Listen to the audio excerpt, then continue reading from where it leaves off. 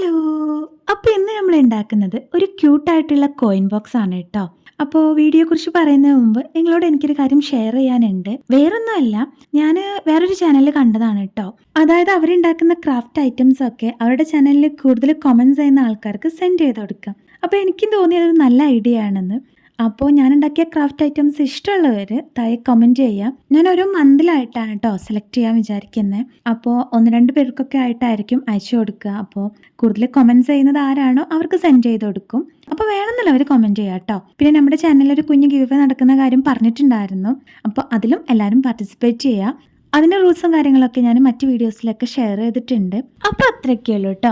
അപ്പോൾ നമ്മുടെ കാര്യം പറഞ്ഞു കഴിഞ്ഞപ്പോഴേക്കും നമ്മുടെ കോയിൻ ബോക്സ് ഇവിടെ ഏറെക്കുറൊക്കെ റെഡി ആയിട്ടുണ്ട്.